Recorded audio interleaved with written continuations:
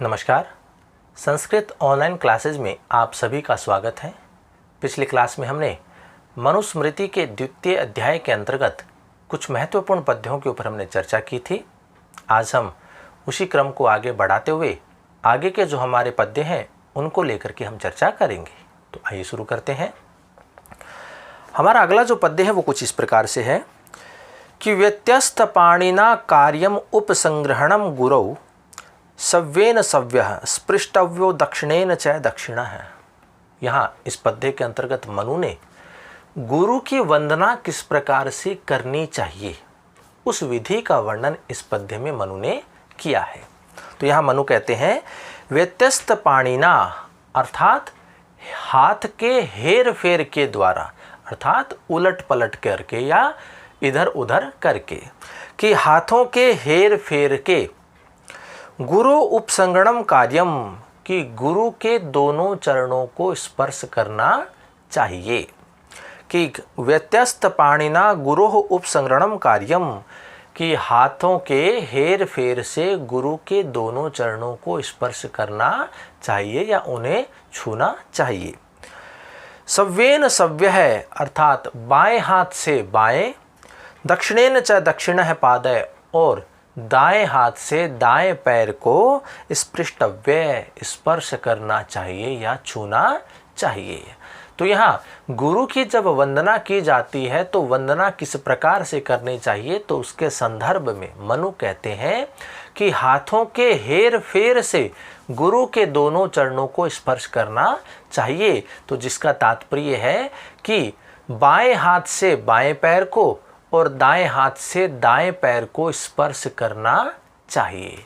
तो यह जो विधि है ये गुरु की वंदना करने की उचित विधि मनु के द्वारा बताई गई है। तो एक बार पुनः देखिए, व्यत्यस्त पाणिना गुरु उपसंग्रहणम कार्यम, कि हाथों के हेर फेर के द्वारा गुरु के दोनों चरणों को स्पर्श करना चाहिए या छूना चाहिए। सव्येन सव्य है बाएं हाथ से बाएं पैर को, दक्षिणेन च दक्षिण पादय, और दाएं हाथ से दाएं पैर को स्पृष्टव्य अर्थात छूना चाहिए, स्पर्श करना चाहिए। तो इस प्रकार से गुरु की वंदना की जो विधि है उसका वर्णन इस पद्य में मनु ने किया है। अगला पद्य देखिए, ब्रह्मणः प्रणवम कुर्याद आदावन्ते च सर्वदा स्रवत्येनो ओंकृतम पूर्वम पुरस्ताच्च विशीर्यति। अब यहाँ मनु ने प्रणवम अर्थात जो ओंकार का उच्चारण है उसके लिए बताया है कि सदैव ब्राह्मण को वेद के अध्ययन करने के प्रारंभ में और अंत में सदैव प्रणवम अर्थात ओंकार का उच्चारण करना चाहिए। तो इसी का वर्णन इस पद्य में मनु ने किया है। तो मनु कहते हैं ब्रह्मणे अर्थात वेदाध्ययन के लिए या वेदाध्ययन के समय या वेदाध्ययन के आद्यौ अन्ते च प्रारंभ में और अंत में सर्वदा सदैव प्रणवम कुर्यात अर्थात सदैव ओम कहना चाहिए। प्रणवम का मतलब है ओमकार का उच्चारण। ब्रह्मणे आद्यौ अन्ते च सर्वदा प्रणवम कुर्यात, कि वेदाध्ययन के प्रारंभ में और अंत में सदैव ही ओमकार का उच्चारण करना चाहिए या प्रणव करना चाहिए। यतः जो कि या यदि पूर्वम अनोंकृत स्रवति पुरस्तात च विशीर्यति। तो यहाँ मनु कहते हैं कि यदि वेदों के अध्ययन के प्रारंभ में या आदि में ओमकार का उच्चारण न किया जाए तो प्राप्त की गई विद्या जो है वो मन को नहीं रुचती है। और फिर कहते हैं पुरस्तात च विशीर्यति, और यदि वेदाध्ययन के पश्चात ओमकार का उच्चारण नहीं किया जाता है तो प्राप्त किया गया ज्ञान जो है वह स्थिर न हो करके नष्ट हो जाता है। तो इसलिए मनु ने कहा है कि वेदाध्ययन के प्रारंभ में और अंत में ओमकार का उच्चारण करना चाहिए।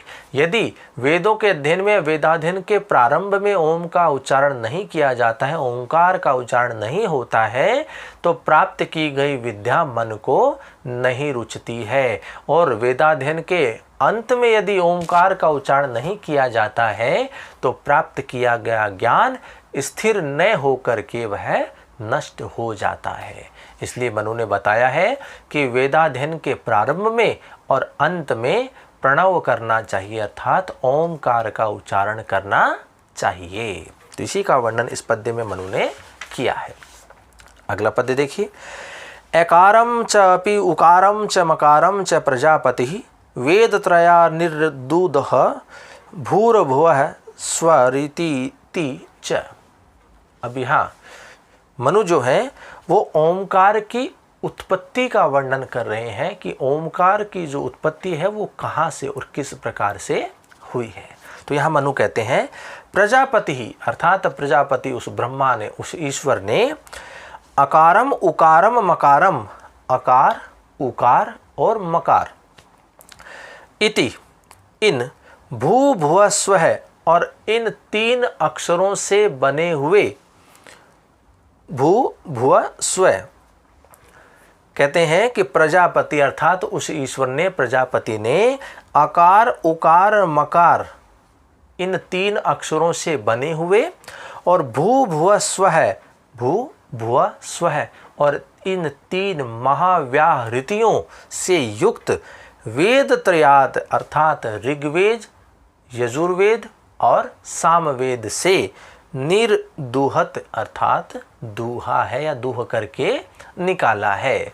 तो यहाँ मनु ने कहा है कि ओमकार की जो उत्पत्ति है वो किस प्रकार से हुई है, तो कहते हैं कि अकार उकार और मकार इन तीन वर्णों से और भू भुवः स्वः इन तीन महावृत्तियों को वेद त्रयी अर्थात ऋग्वेद, क्रमशः ऋग्वेद, यजुर्वेद और सामवेद से मानो दूह कर निकाला है। तो यहाँ पर देखिए तीन महावृत्तियां बताई हैं। एक तो है ये ओंकार जो है ये अकार उकार और मकार इन तीन अक्षरों से मिलकर के बना हुआ है और साथ में ही ये कहते हैं भू भुवः और स्व है। ये जो तीन है ये तीन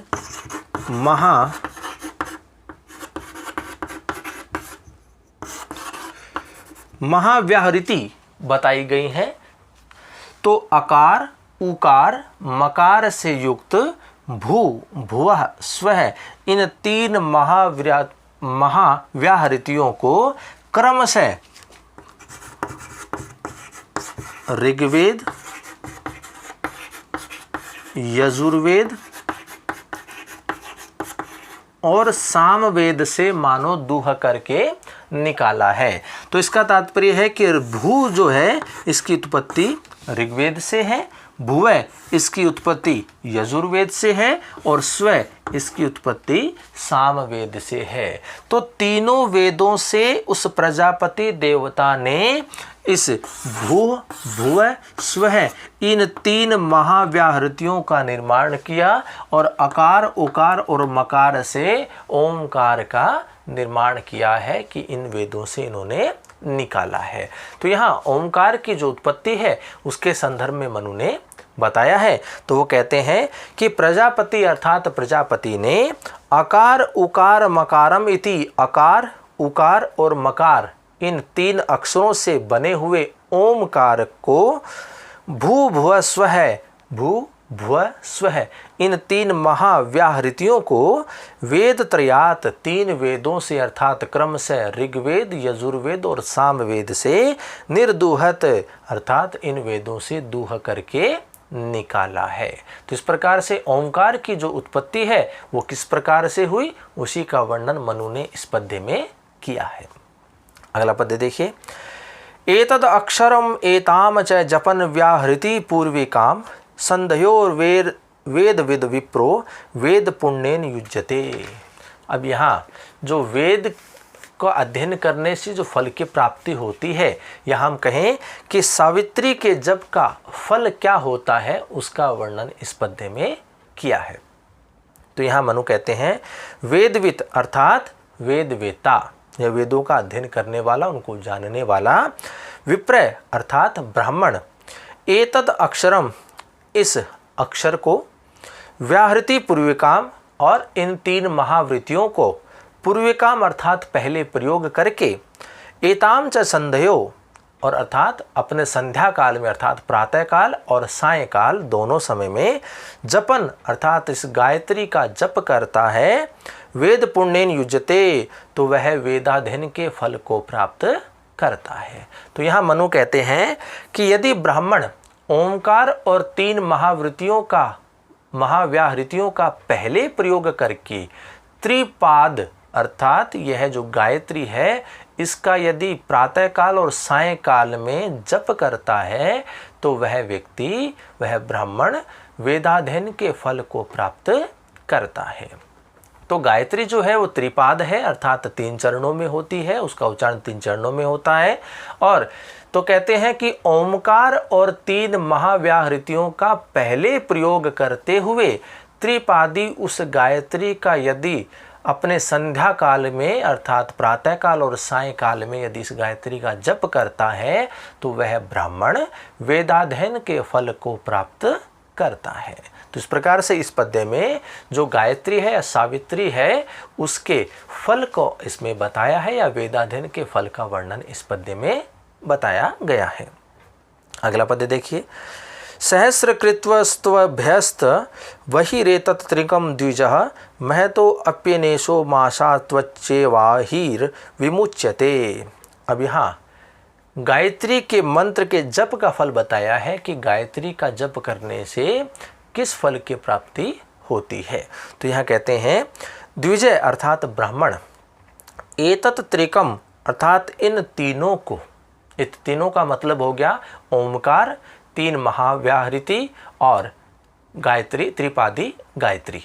तो कहते हैं इन तीनों को वही अर्थात नगर के बाहर, सहस्रकृतम अर्थात 1000 बार, मासम 1 मास में, अभ्यस्त महत अर्थात बड़े भारी पाप से, एनसाम त्वचा अहि इव विमुच्यते उसी प्रकार से मुक्त हो जाता है पाप से जिस प्रकार से सर्प केंचुली से मुक्त होता है।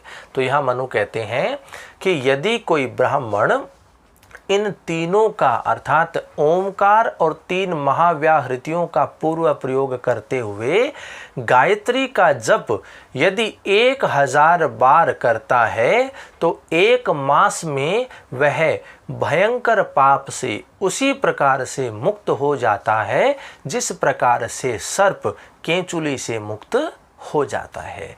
तो यहाँ इस पद्य में गायत्री मंत्र के जप से प्राप्त होने वाले फल का वर्णन किया गया है कि यदि कोई ब्राह्मण व्यक्ति इन तीनों का अर्थात ओमकार और 3 महाव्याहृतियों का पहले प्रयोग करते हुए गायत्री का जप यदि नगर के बाहर एकांतवास में 1000 बार करता है तो 1 मास में वह भयंकर या बड़े पाप से वह उसी प्रकार से मुक्त हो जाता है जिस प्रकार से सर्प केंचुली से मुक्त हो जाता है। तो इसी का वर्णन इस पद्य में मनु ने किया है। अगला पद्य देखिए, एतचर्या विसंयुक्त काले च क्रियया स्वया ब्रह्म क्षत्रिय विट योनिर्ग्रहणाम याति साधुषु। अब यहाँ कहते हैं कि गायत्री का जप यदि नहीं करता है ब्राह्मण तो उसे किस प्रकार के दोष की प्राप्ति होती है, तो उसी का वर्णन इस पद्य में मनु ने किया है। तो मनु ने कहा है कि एतया ऋचा काले स्वया क्रिया विषयुक्त है, यदि कोई अपने दोनों समय की अपनी जो अग्निहोत्र आदि जो क्रिया है उनको वह यदि नहीं करता है तो ब्रह्म क्षत्रिय विट योनि अर्थात चाहे वह ब्राह्मण हो, चाहे वह क्षत्रिय हो, चाहे वह वैश्य हो, तो ऐसा वह ब्रह्मचारी साधुषु गणनाम याति सज्जनों के मध्य में दोष को पाता है या सज्जनों के मध्य में निंदा को प्राप्त करता है। यदि कोई ब्राह्मण, क्षत्रिय और वैश्य इस गायत्री का जप नहीं करता और अपने दोनों समय की जो संध्या काल है उसमें अग्निहोत्र आदि कार्यों को वह नहीं करता है, उनसे वह मुक्त रहता है, तो वह सज्जनों के मध्य में निंदा को प्राप्त करता है। तो इस प्रकार से इस पद्य में गायत्री के जप न करने से उत्पन्न दोष के बारे में वर्णन मनु ने किया है। तो इसी का वर्णन करते हुए मनु ने कहा है कि जो व्यक्ति या जो ब्राह्मण, क्षत्रिय और वैश्य गायत्री का जप नहीं करता और अपने दोनों समय की संध्योपासना अर्थात अग्निहोत्र आदि क्रियाओं को नहीं करता है, उनसे विरक्त रहता है, मुक्त रहता है, तो वह सज्जनों के मध्य में निंदा को प्राप्त करता है। तो इसी का वर्णन इस पद्य में मनु ने किया है। अगला पद्य देखिए। ओंकार पूर्वका स्त्रीसो महाव्याहृतयो अव्यया त्रिपदा चैव सावित्री विज्ञेयं ब्रह्मणो मुखम।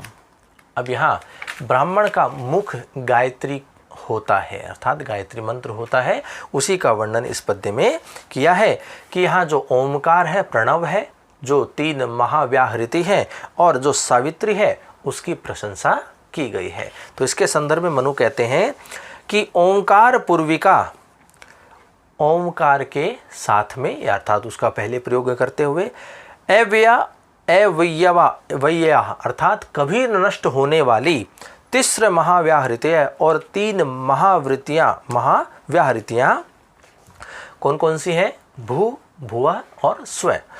त्रिपदा सावित्री और त्रिपदा सावित्री।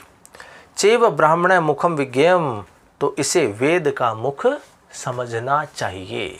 तो गायत्री जो है और प्रणव अर्थात ओमकार, 3 महाव्याहृति और त्रिपद सावित्री, ये मिल करके वेद के मुख कहे गए हैं।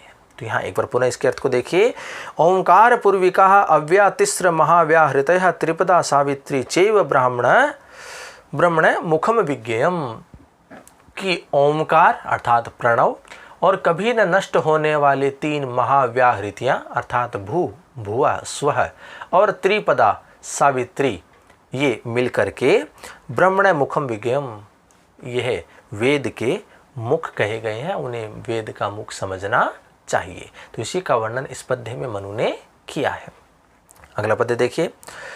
यो धीते अहन्येताम स्त्रीणि वर्षाणि तंद्रितः स ब्रह्म परम भेति वायुभूत खमूर्ति मान है। अब यहाँ गायत्री के जप करने से जो मुक्ति लाभ होता है उसके विषय में वर्णन किया है कि व्यक्ति जो है वो गायत्री के जप से मुक्ति को प्राप्त कर सकता है। तो इसके संदर्भ में मनु कहते हैं कि यह अर्थात जो अतंद्रित है अर्थात आलस्य का परित्याग करके, उसे छोड़ करके, अहनी अर्थात प्रतिदिन सदैव, एतान 3 वर्षानि 3 वर्ष तक इस गायत्री का अधीति अर्थात जप करता है, तो स वायुभूत है, तो वह वायुभूत हो करके, ख मूर्तिमान और आकाश के समान व्याप्त हो करके परम ब्रह्म अभ्यति, उस परम ब्रह्म को प्राप्त करता है। यदि कोई व्यक्ति आलस्य को त्याग करके प्रतिदिन 3 वर्ष तक इस गायत्री का जप करता है, तो वह वायु रूप होकर के और इस विस्तृत आकाश के समान व्याप्त होकर के उस पर ब्रह्म को प्राप्त करता है। तो इसी का वर्णन मनु ने इस पद्य में किया है कि गायत्री के जप करने से व्यक्ति को मुक्ति मिलती है या मुक्ति की प्राप्ति उसे होती है। तो उसके लिए मनु कहते हैं कि कोई व्यक्ति आलस्य का परित्याग करके प्रतिदिन 3 वर्ष तक यदि गायत्री का जप करता है, तो वह वायु रूप होकर के और विस्तृत आकाश रूप व्याप्त होकर के उस पर ब्रह्म ईश्वर को वह प्राप्त करता है, अर्थात उसे वह मुक्ति की प्राप्ति होती है। तो इसी का वर्णन इस पद्य में मनु ने किया है। अगला पद्य देखिए। एकाक्षरम परम ब्रह्म प्राणायामः परम तपः सावित्र्यास्तु परम नास्ति मौनात् सत्यम विशिष्यते। यहाँ इस पद्य के अंतर्गत मनु जो है वो मौन रहने का जो महात्म्य है उसके लिए बताते हैं कि जो गायत्री का जो मंत्र है उसकी श्रेष्ठता का वर्णन कहते हैं और सत्य वचन कहना ही श्रेष्ठ होता है, इसी का वर्णन इस पद्य में किया है। तो मनु कहते हैं कि एकाक्षरम परम ब्रह्म, एक अक्षर अर्थात वह ओम, परम ब्रह्म पर ब्रह्म है, श्रेष्ठ ईश्वर है। प्राणायाम परम तप है, और प्राणायाम परम तप है, सर्वश्रेष्ठ तप है। सावित्र्याम तू परम न अस्ति, और सावित्री अर्थात गायत्री से बढ़कर के कोई दूसरा मंत्र नहीं है। मौनात सत्यम विशिष्यते, और मौन रहने से तो सत्य वचन कहना ही अधिक श्रेष्ठ होता है। तो यहाँ मनु कहते हैं कि एकाक्षरम परम ब्रह्म, एकाक्षर अर्थात वह ओमकार पर ब्रह्म है। प्राणायाम है परम तप है, प्राणायाम श्रेष्ठ तप कहा गया है। सावित्र्या तो परम न अस्ति, सावित्री से बढ़कर के कुछ नहीं, अर्थात सावित्री या गायत्री से बढ़कर के दूसरा कोई मंत्र नहीं है। मौनात सत्यम विशिष्यते, और मौन रहने से तो सत्य वचन कहना अधिक श्रेष्ठ होता है। तो इसी का वर्णन मनु ने इस पद्य में किया है। अगला पद्य देखिए। क्षरन्ति सर्वा वेदिक्यो जुहोति यजति क्रिया, अक्षरम दुष्करम गेयम ब्रह्म चैव प्रजापति। तो यहाँ प्रणव अर्थात जो ओमकार है, जो गायत्री है, उसकी प्रशंसा इसमें की गई है। तो इसके संदर्भ में मनु कहते हैं कि सर्वः अर्थात सभी, वैदिक के जुहोति यस्ति क्रिया क्षरन्ति, कहते हैं कि समस्त जो जुहोति अर्थात हवन क्रिया है, जो यज्ञ क्रिया है, वो समस्त क्या है, क्षीण हो जाती है, नष्ट हो जाती हैं। समस्त वैदिक क्रियाएं अर्थात हवन क्रिया, यज्ञ क्रिया आदि नष्ट हो जाती हैं, क्षीण हो जाती हैं। अक्षरम दुष्करम गेयम, उस अक्षर को अर्थात उस ओमकार को ही दुष्करम गेयम अर्थात अक्षय समझना चाहिए, अर्थात कभी न नष्ट होने वाला समझना चाहिए, जानना चाहिए। च ब्रह्म एव प्रजापति इति विद्धि, वही ब्रह्म है, वही प्रजापति है। तो यहाँ मनु कहते हैं कि इस संसार में समस्त वैदिक क्रियाएं जो हैं, हवन आदि क्रियाएं हैं, जो यज्ञ आदि क्रियाएं हैं, वो समस्त क्रियाएं क्षीण हो जाती हैं, क्षीणता को प्राप्त हो जाती है, नष्ट हो जाती है। लेकिन एकाक्षर, वह एक अक्षर अर्थात ओम, दुष्करम गेयम, उस ओम को ही दुष्कर जानना चाहिए, अर्थात अक्षय जानना चाहिए, वह कभी भी नष्ट नहीं होता, ऐसा जानना चाहिए, क्योंकि वही ब्रह्म है, वही प्रजापति है। तो इसी उस प्रणव की प्रशंसा इस पद्य में मनु ने की है। अगला पद्य देखिए। विधि यज्ञाजपयज्ञो विशिष्टो 10 गुणै, उपांशु स्वाच्छत गुण है, सहस्रो मानस स्मृत है। अब यहाँ मानस जप जो होता है, उसकी श्रेष्ठता का वर्णन इस पद्य में मनु ने किया है। तो उसके संदर्भ में मनु कहते हैं, विधि यज्ञात जप यज्ञ 10 गुणै विशिष्ट है, कि विधि यज्ञ से जप यज्ञ जो होता है वह 10 गुणा श्रेष्ठ होता है। विधि यज्ञ अर्थात जो 10 पूर्ण मास आदि जो यज्ञ हैं, जो कर्म यज्ञ हैं, उनकी अपेक्षा जप यज्ञ है, अर्थात जप यज्ञ करना 10 गुणा श्रेष्ठ होता है। कि विधि यज्ञ से जप यज्ञ 10 गुना श्रेष्ठ होता है। उपांशु सतगुण विशिष्ट है, और उपांशु जप 100 गुना श्रेष्ठ होता है। और उपांशु जप होता है कि निकट में या समीप में बैठे हुए को भी सुनाई न देना, कि पास में बैठे हुए व्यक्ति को भी कुछ भी सुनाई न देना, ऐसा उपांशु जप जो है वो 100 गुना श्रेष्ठ बताया गया है। और फिर कहते हैं मानस सहस्र स्मृत है, और मानस जप जो होता है वह 1000 गुना श्रेष्ठ होता है, बताया गया है। और मानस जप से तात्पर्य है कि जिसमें जिह्वा और होठ बिल्कुल भी नहीं हिलते, मन में ही जप करना, ऐसा जो जप होता है, मानस जप जो होता है वह 1000 गुना श्रेष्ठ होता है। तो यहाँ मनु कहते हैं कि विधि यज्ञ से जप यज्ञ 10 गुना श्रेष्ठ है, और उपांशु जप अर्थात निकट में बैठे हुए को सुनाई न देना, ऐसा जप उपांशु जप 100 गुना श्रेष्ठ होता है। और जिसमें जिह्वा और होठ बिल्कुल भी न हिले, ऐसा मानस जप 1000 गुना श्रेष्ठ होता है। तो इस प्रकार से इस पद्य में मानस जप की जो श्रेष्ठता है, प्रशंसा है, उसका वर्णन मनु ने इस पद्य में किया है। अगला पद्य देखिए। इंद्रियाणाम विचरताम विशेषु अपहारिषु संयमे यत्रम आतिष्ठेद विद्वान यत्नेव वाजिनाम। अब यहाँ मनु जो है वो इंद्रियों को संयम रखने के लिए अत्यावश्यक जो है, इंद्रियों को संयम रखना चाहिए, इंद्रियों पर नियंत्रण रखना चाहिए, यह अत्यावश्यक बताया है कि इंद्रियों को सदैव नियंत्रण में ही रखना चाहिए। तो उसके संदर्भ में मनु कहते हैं कि विद्वान अर्थात विद्वानों को अपहारेषु अर्थात मन में विचरण करने वाले या मन को हरने वाले, अपहारीषु मन को हरने वाले, विषयेषु विषयों में, विचरताम विचरण करने वाली, इंद्रियाणाम इंद्रियों को संयमे नियंत्रण में रखना चाहिए। कि मन को हरने वाले विषयों में विचरण करने वाली इंद्रियों को उसी प्रकार से नियंत्रण में रखना चाहिए जिस प्रकार से यंतावाजिनाम इव यत्न आतिष्ठेद, जिस प्रकार से रथ में जोते हुए घोड़ों को सारथी नियंत्रण में रखता है, जिस प्रकार से रथ में जोते हुए घोड़ों को सारथी नियंत्रण में रखता है, उसी प्रकार से मन को हरने वाले विषयों में विचरण करने वाली इंद्रियों को विद्वानों के द्वारा नियंत्रण में रखना चाहिए। तो यहाँ इंद्रियां जो है उन्हें सदैव नियंत्रण में रखा जाना चाहिए। तो इसी का वर्णन इस पद्य में मनु ने किया है। एक बार पुनः इसके अर्थ को देखते हैं कि विद्वान अपहारीषु विषयेषु विचरताम इंद्रियाणाम संयमे, कि विद्वानों को मन को हरने वाले विषयों में विचरण करने वाली इंद्रियों को नियंत्रण में उसी प्रकार से रखना चाहिए जिस प्रकार से यंतावाजिनाम इव यत्नम आतिष्ठेत, जिस प्रकार से रथ में जोते हुए घोड़ों को सारथी नियंत्रण में रखता है। तो इस प्रकार इंद्रियों को सदैव ही नियंत्रण में, संयम में रखना चाहिए। इसी का वर्णन इस पद्य में मनु ने किया है। तो इस प्रकार से आज की क्लास में कुछ महत्वपूर्ण पद्यों के ऊपर हमने चर्चा की। आगे की क्लास में आगे के जो हमारे पद्य हैं उनको लेकर के हम चर्चा करेंगे। तो आज की क्लास में इतना ही। धन्यवाद।